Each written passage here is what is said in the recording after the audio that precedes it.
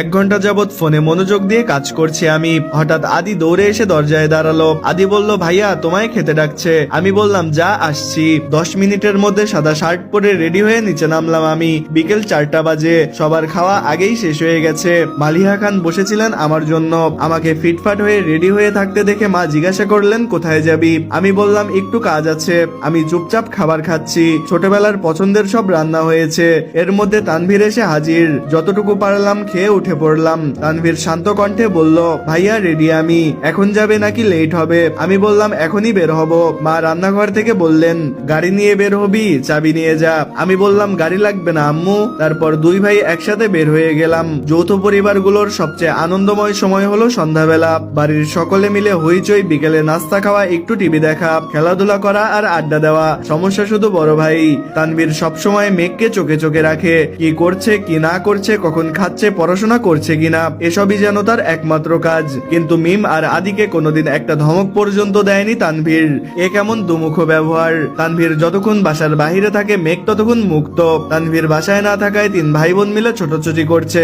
মেঘ যা বলে ছোট দুইজন তাই করে। মেঘ আর আমার এখনো দেখা হয়নি। মেঘ কোচিং থেকে এসে রুমে ঢুকছিল। গিফট নিয়ে ব্যস্ততার কারণে সবেমাত্র নিচে নেমে এসেছে। অন্যদিকে আমি বাসা থেকে চলে গেছি আরো 2 ঘন্টা আগে। মেঘ, মিম আর আদির ছোটাছুটি শেষ হয় বড় আব্বু জনাব আলী আহমদ খানের বাসায় প্রবেশে। আলী আহমদ খান ঢুকতে ঢুকতে স্ত্রীকে জিজ্ঞাসা করলেন, আবির কোথায়? মালিহা খান বললেন, ও তো তানভীরকে নিয়ে বের হলো, বলল কাজ আছে। আলী আহমদ খান সোফায় বসতে বসতে মেঘের দিকে তাকিয়ে বললেন, পড়াশোনার কি অবস্থা আম্মু? মেঘ বলল, আলহামদুলিল্লাহ ভালো বড় আব্বু। তবে? বাবা বলল, তবে কি?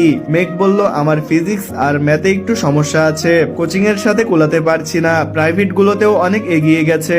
আলী আহমদ খান বললেন, ঠিক আছে, তোমার জন্য প্রাইভেট টিচার নিয়ে আসবো, চিন্তা করো না। মন দিয়ে পড়াশোনা করো। তোমার ভাই তানভীর তো আমার কোনো কথা শোনে না। তুমি ভালো করে পড়ো, মেডিকেল বা ঢাকা বিশ্ববিদ্যালয়ে চান্স পেতে হবে। মেঘ বলল, জি বড় আব্বু, চেষ্টা করব। বাবা বলল, খেয়েছো কিছু তোমরা? মিম বলল, হ্যাঁ বড় আব্বু, খেয়েছি আমরা। বাবা বলল, ঠিক আছে, এখন রুমে গিয়ে পড়তে বসো। 3 ভাই বোন চুপচাপ যার যার রুমে চলে গেল।